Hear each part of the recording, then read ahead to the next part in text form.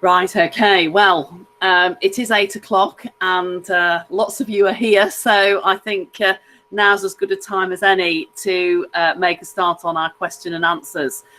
So welcome back. Thank you for sticking with us. I do hope that you enjoyed the videos. You'll obviously have seen from some of the videos that they were filmed before lockdown, and you know, that perhaps gives a flavour of what we hope to get back to. But perhaps there's quite a nice contrast there on a before and after basis.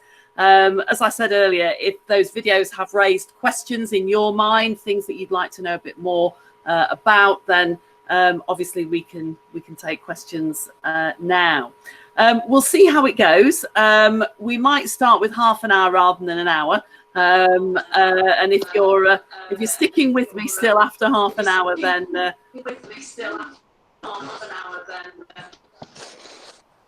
right, okay. So I appear to have a bit of echo, I think. I don't know if that's still the case or whether it's working all right now. I think we might be all right now. It would be really helpful if we could use the chat rather than actually sort of having a bit of a free-for-all. So Nicola Jenkinson has put her question into the chat. So we'll start there. An overview of the school day with start and finish times and the amount of lessons. Certainly. So school starts at 20 to 9 and it ends at 3:45. And we have 8 single lessons, but for sixth form that translates into 4 double lessons, and those double lessons are roughly an hour and 10 minutes or an hour and 15 minutes per double, depending when in the day it happens. So there is a bit of an old-fashioned quirky touch to our day, but we like it. It works for us. In terms of how many lessons you have, there are 8 single lessons or 4 doubles per subject across the week, and typically each subject would have 2 teachers. So for example, in my subject, which is history, we have 1 teacher teaching world history and 1 teacher teaching British history. So heads of department look to divide up the course and reflect that in the structure of the lessons. We've got a question: what's the average class size? So the average class size is 15. Well, no, the maximum class size, I should say, is 15. And once we get to 15, we would start a second group in that subject. I would say the average class size is probably between 8 and 10 students. So some of our classes are really full, some of our classes are very small, but we do run classes that are very small because we feel that it's really important to offer the whole range of courses if we can, and that means then that students get a chance to do the subjects that they really want. I should perhaps just say at this point that we have got loads of other staff here apart from me. So Mr. Becks, who's our academic deputy, Mr. King, our pastoral deputy, Mr. Harris, headmaster, Mrs. Pickford and Mr. Jones are sticking with it. So they're there to chat about sixth form as well. Mrs. Watson is here. She's our registrar. So if you've got specific questions about scholarships or admissions, then I know that Mary would be very happy to help with those. So I might start sharing out some of these questions, but let's see how we get on. So I'll take this next question, which is what support do you offer in applying to European universities? Have there been any Birkdale pupils who have gone there? So in terms of our policy, we will support the students to apply to where they wish to apply. We haven't had massive take-up on students applying to European universities, although we have had a couple of students who've applied to university in the Netherlands, to Groningen, and also to Amsterdam. I guess our policy is we say to the students, right, you know, let's work together through the admin pack that each university offers. I do at that moment appreciate very much UCAS because the standardisation that UCAS provides is amazing and second to none, really. Once you're beyond the UK, you are very much working on a university by university basis. I would say we've supported more students to universities in America, and we have most recently had successful applicants to places like Berkeley and also to Stanford. And again, the same principle applies. We will do whatever's needed in terms of filling in reference forms, looking through applications, and so on. I think we've dealt with the number of students to run a subject, because I think really we, you know, if we've got somebody that's interested, we run that subject. Mrs. Pickford, how about this one for you? What are the boys and girls in the sixth form? Is that one you'd like to chat through? Yeah, can you hear me? Because I've got massive feedback noise coming from my microphone, but if you can hear me, that's fine. Probably in our average year group, if we take our average year group to be around 100, perhaps just over 100 students, we'd have about 30 girls. So about a third, just under a third of our students will be girls, and obviously the rest will be boys. So a fair number. They are a minority numerically, but there's enough of them, and we do have a girls' locker room. In normal times, that is, which is an exclusive place for our girls to gather if they do want to get away from those noisy boys. Fantastic, thank you. Mr. Bex, how about this one for you? The maximum number of students in science classes. Do you want to take that one away? Yeah, although we do work off a maximum of 15, the science classes do tend to be popular. So we normally run science in more than one block. So this year the science classes will be more like 10 as an average across, and some will be smaller. Because as I think Mrs. Parsons said in the presentation, I try to create the option blocks to facilitate all of the options that pupils choose. And that requires us to run more science classes than we perhaps could get away with if we stuck to a maximum of 15. To give you an idea, last year we managed to cater for everybody's top 3 choices, and I think there were only 3 students for whom their 4th choice wasn't possible for us to accommodate. And in actual fact, once we started the term, one of those 3 students was able to pick up the subject in their free periods through teachers providing additional lessons in any case as well. So we really do our best to ensure that the class numbers are manageable, but also that everybody's options can be catered for. Thank you very much. Okay, so I've got a couple of questions about proportion of applicants getting a place in the sixth form, and also the number of external students who we accept into the sixth form.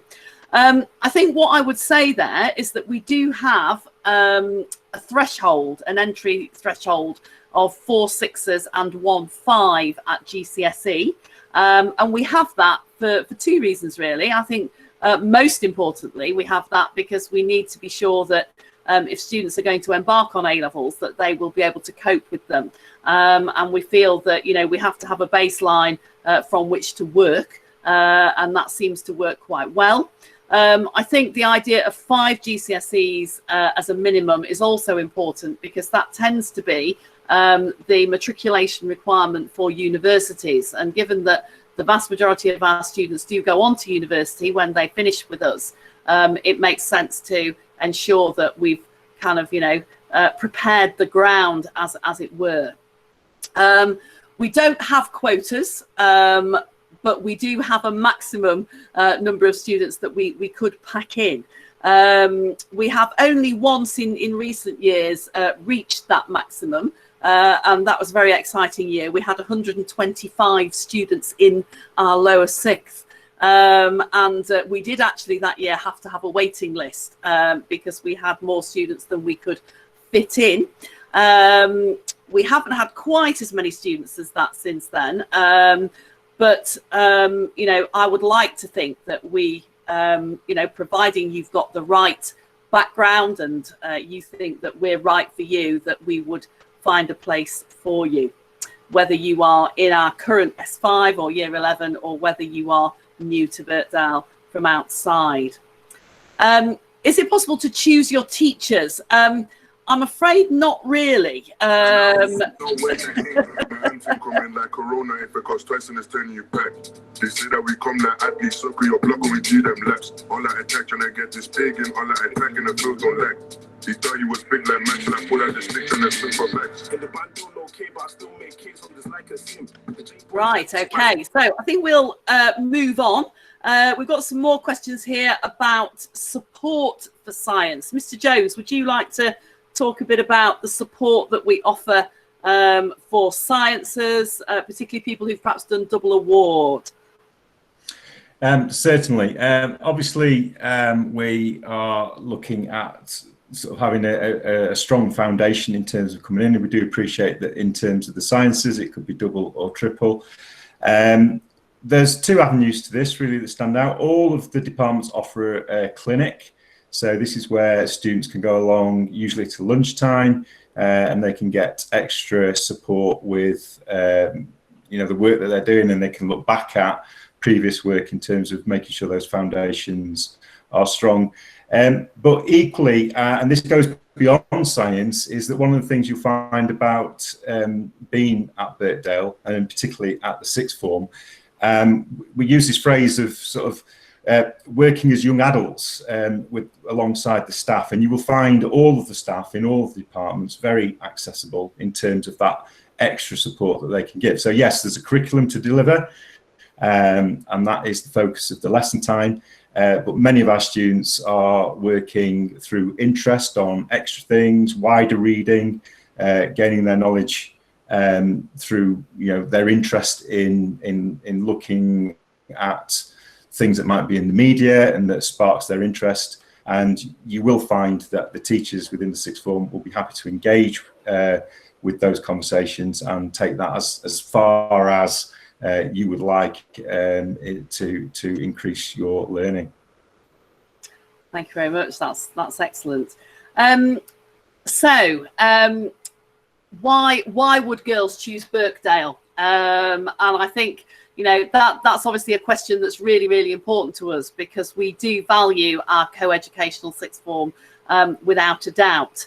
I think my answer to that question about would Birkdale be the best choice perhaps centres around two things. I think firstly, because we take in girls at 16, they come to join us and they come with that agenda of wanting to make new friends, of wanting to make a fresh start, and I think, you know, they've all got a common base there, so it's quite nice for them really, because I think it does tend to create an atmosphere where everybody's on a level playing field, and you're perhaps not trying to break into established friendship groups in quite the same way as you might be in some other settings.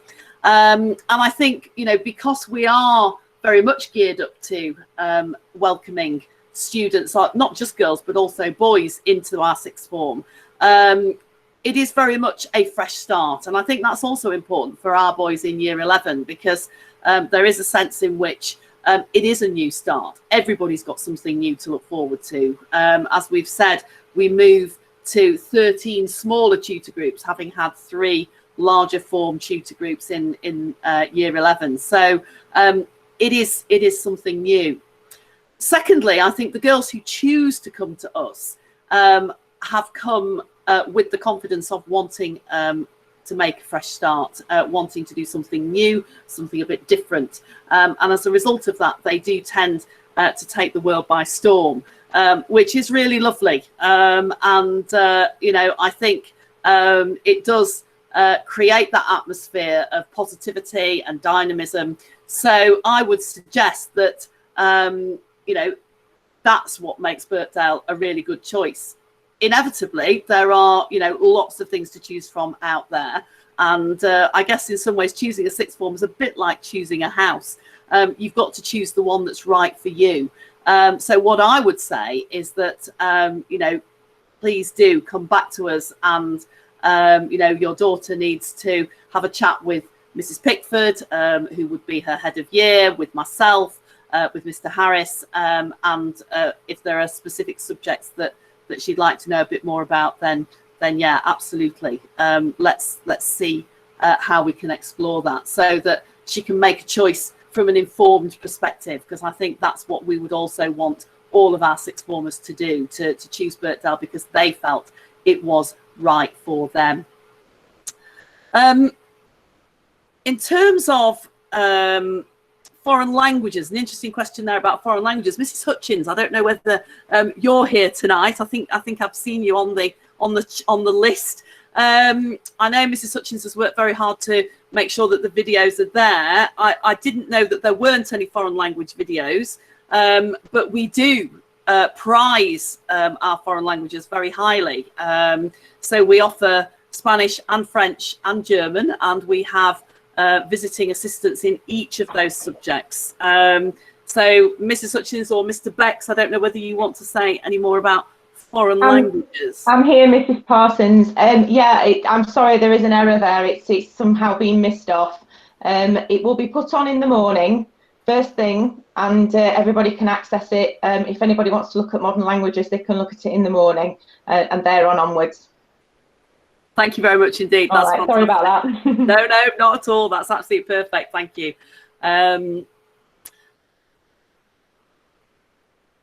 So, information about supporting students applying for American university. I think what I would say about that, I know Mr Harris, you might have a bit of a view there. I know you've got some experience of the American system from a first-hand perspective.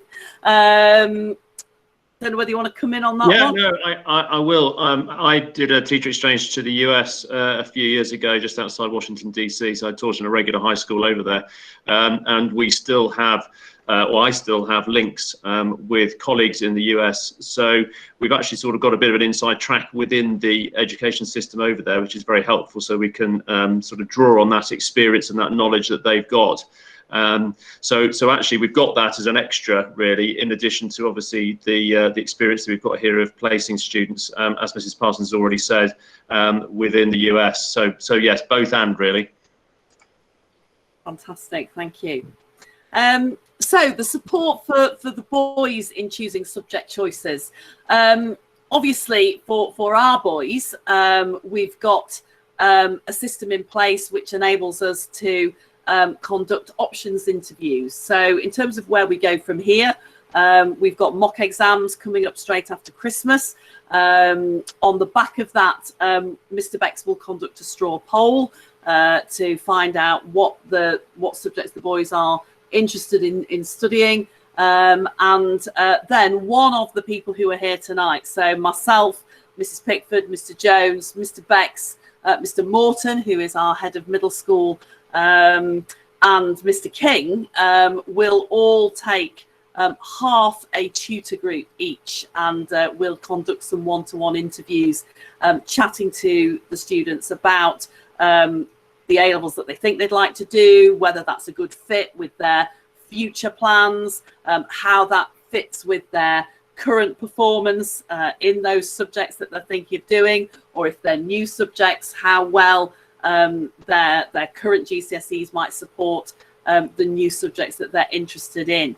And then having done those interviews, we move from there to thinking about how to put the option blocks together, and then we run a taster opportunity. Mr Jones is all over that particular feature. We run that to tie in with the taster day that we offer to the external students, and then everybody, as Mrs Pickford has said, gets invited along to the sixth form induction course in the summer. So that's a really nice opportunity to do some more taster lessons and just find out a little bit more about those subjects and to change your mind. And I think that's probably something that the sixth form team are very familiar with, that your A-level choices can sometimes be on wheels, and with good reason, because I think as the students go through their year 11,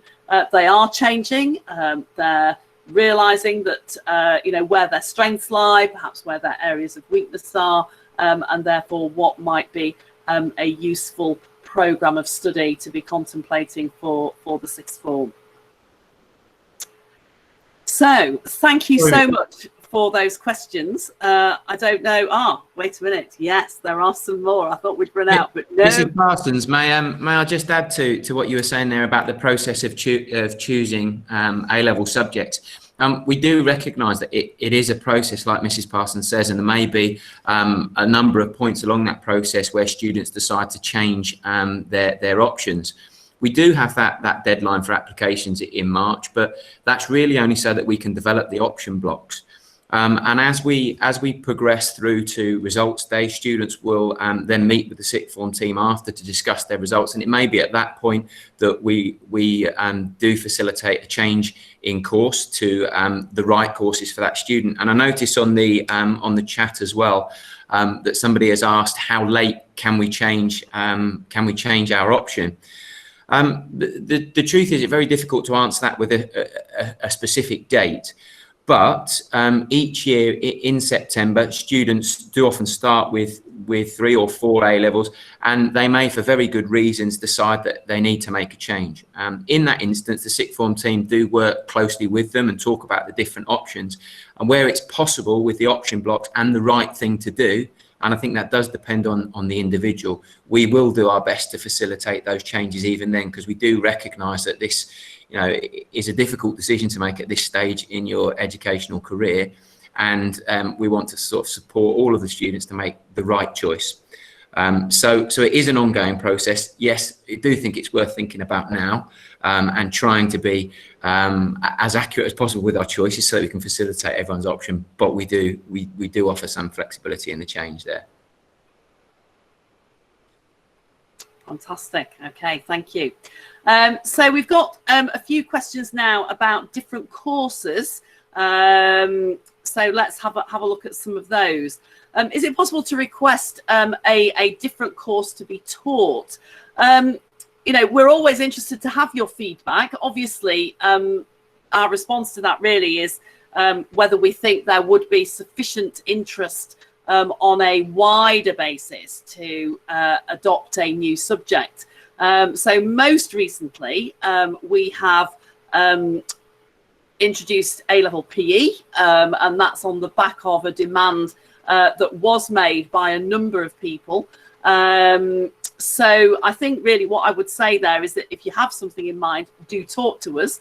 I don't think we can make any promises, but it is always interesting to know what the customer would like to see on our curriculum. Similarly, with specific languages like Arabic, we don't offer specific teaching, I don't think. I mean, Mr. Becks again might want to come in here, but we would facilitate you doing an exam. Similarly, Chinese, for example, Mrs. Fetto, who is our examinations secretary, helps to support the students who would like to sit a Chinese A-level. So I guess the same applies as to what I've already said. If there's something that you have in mind, let us know. But it's not likely that we would offer teaching. Although I know, Mrs. Pickford, you might want to say something about Mandarin, which we offer through enrichment. Yeah, obviously the Mandarin course is not an accredited course necessarily. There is a certificate you can get through the enrichment program if you wish to study Mandarin for 2 terms. It is entry-level Mandarin, I would say, not knowing a great deal about Mandarin, but many of our students in the lower 6th do choose that as an option as part of the specialist enrichment provision that we give, so that they can get that sort of basic knowledge of Mandarin. Obviously, it's a massively important economy, the Chinese economy in the world today, so a lot of them do take us up on that. Okay, fantastic. So there's a few questions about, do you have to have done a GCSE in a particular subject to then take it to A-level? or what kind of support can we give in that situation? I think it very much depends what the A-level is. So I guess the question about music A-level, unless Mr. Bex happens to know this off the top of his head, would be one that I would suggest needs to go to our Director of Music, Mr. Jordan. And I'm not sure whether we would do that. Whereas with economics, we don't offer economics at GCSE. Obviously, we do offer it at A-level. And I know that Mr. Stoddard and his department very much teach economics at A-level with no prior knowledge assumed. So we really are starting from square one with that.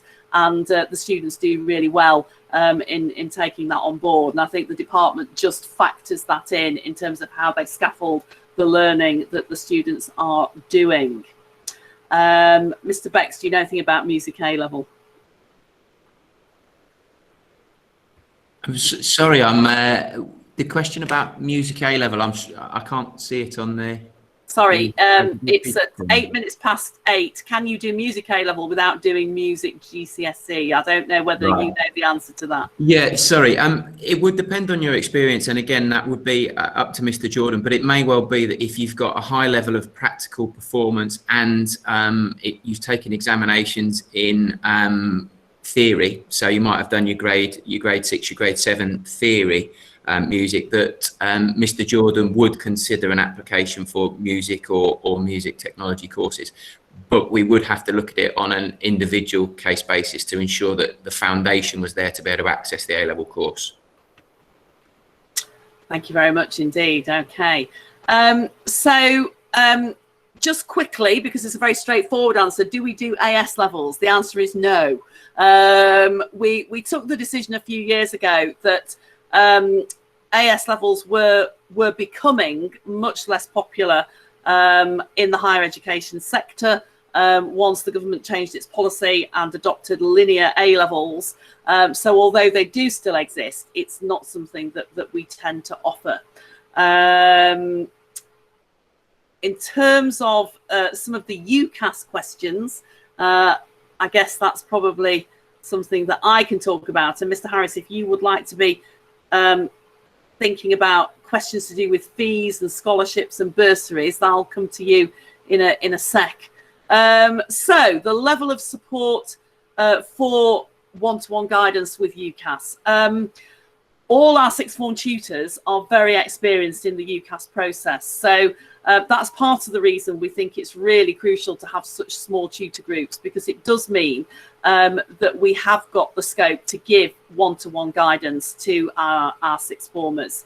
In addition to that, I have a senior UCAS team, as I call them, which Mr. Jones and Mrs. Pickford are a key part of. And that team will add additional one-to-one support for the students in terms of helping them to proofread their personal statements.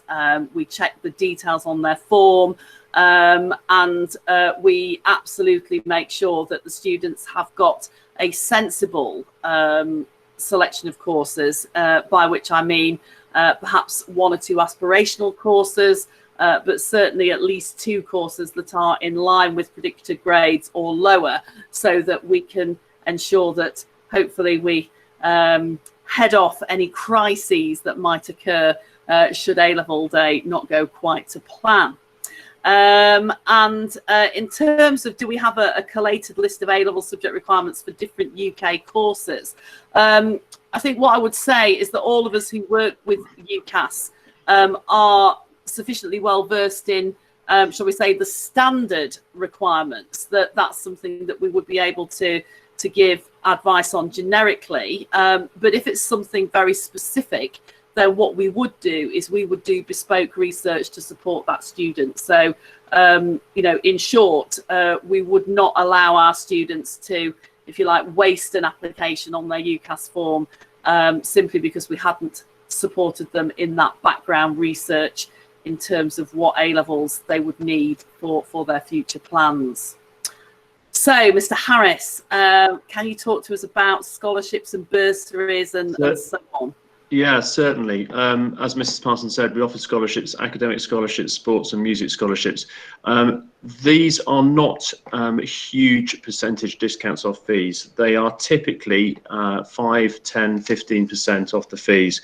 Very occasionally we go up to 20, and really our max is 25% off fees, but that's probably for very, very small numbers of people. You can go for 2 scholarships if you wish. That's perfectly acceptable to do that. In terms of bursaries, the bursaries are done on a means tested basis. So it really is down to, parental income as to the amount that we feel that you can qualify for. There isn't a sort of a limit or a cap on the bursaries and scholarships as such. However, I'm given a sort of a budget by the governors that is to be allocated. Bear in mind, we also give scholarships and bursaries out to year 7 as well, so it has to be spread across the whole school, the whole senior school. And it will depend obviously partly on demand and partly on the quality of the pupils that we've got and the needs of parents as well. So it's a very complicated process that we go through. So it's quite an inexact science.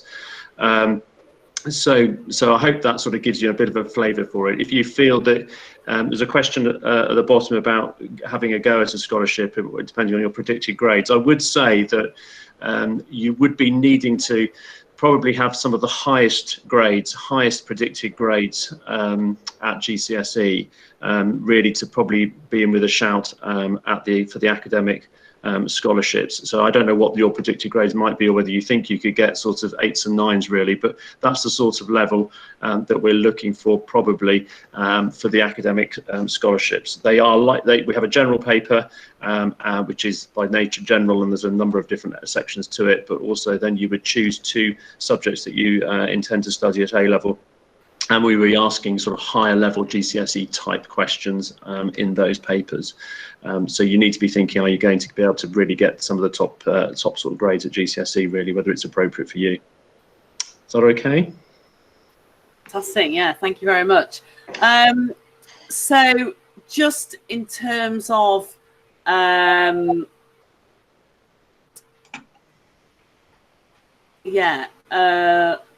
questions. We'll have a question about sport, specific sports choices for boys and for girls. So Wednesday afternoons is our sport afternoon, and Mr. DePledge, our Director of Sport, tries to put on as wide a range of sports as he can. So I guess there are some specific sports for boys. So we do offer rugby and football for the boys. We offer netball for the girls, and that is competitive. And Mrs. Thor organises fixtures for our girls' netball team. We have hockey teams for both boys and girls. And then there are some slightly more sort of interesting, well, not more interesting, that's you can tell I'm not really a sports person, can't you? So we have some more unusual, was the word I was looking for, sports, like climbing, for example. We have from time to time offered things like trampolining, we've offered yoga and Pilates. So I think really what Mr. DePledge would like to know is what sports you're interested in. There are obviously limits to what we can offer because of logistics and staffing, but there is plenty to choose from.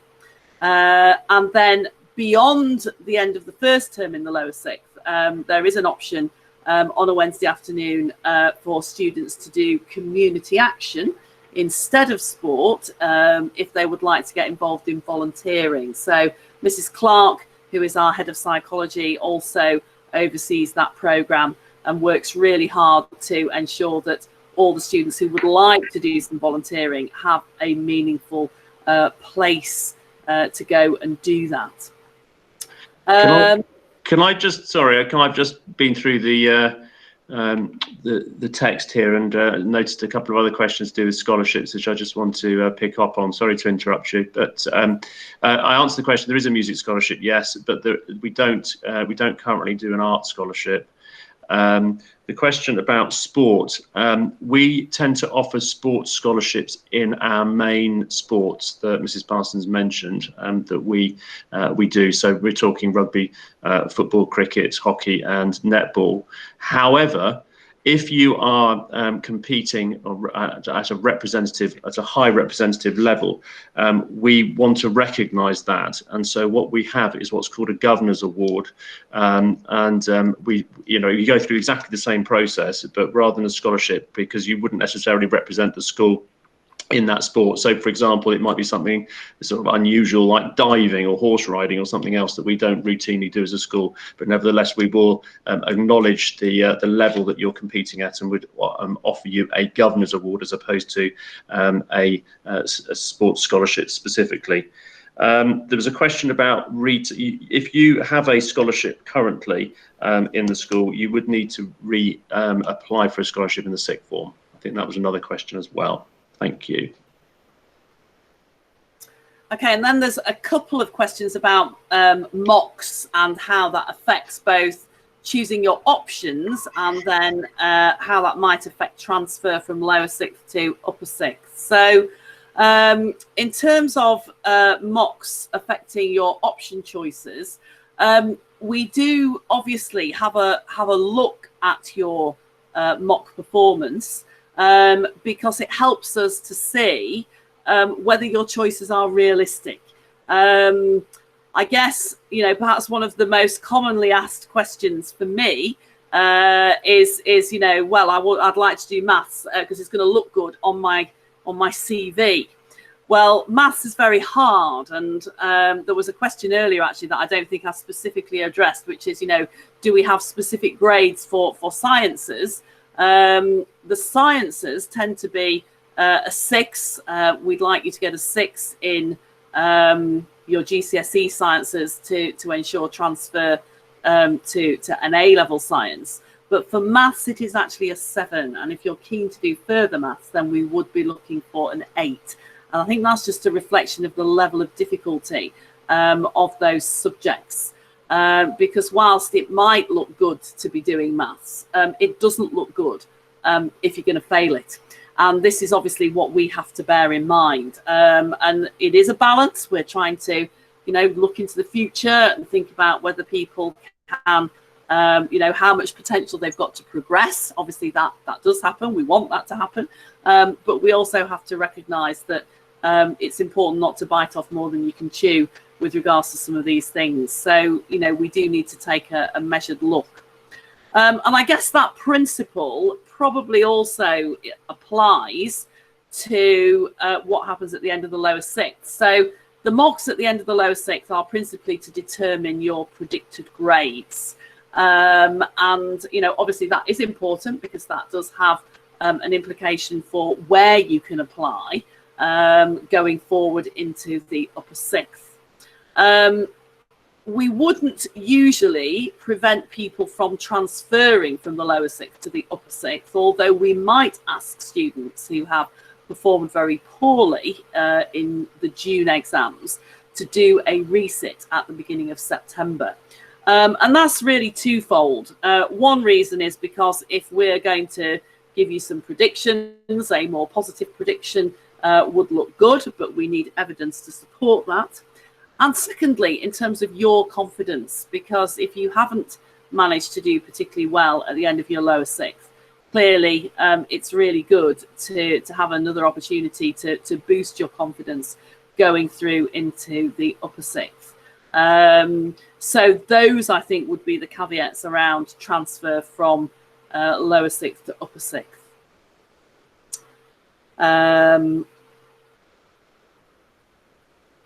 So there's a question about Nepal. Mr. Harris, do you want to? Shall I take that one?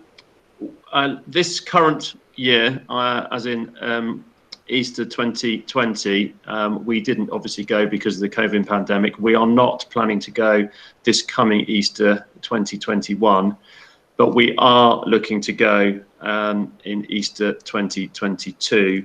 assuming that the A, we're allowed to go and there are flights and so on, and B, that the situation both here and in Nepal is sufficiently safe for us to do so. So yes, the answer is we are very, very much hoping to go when these young people would be in the lower sixth.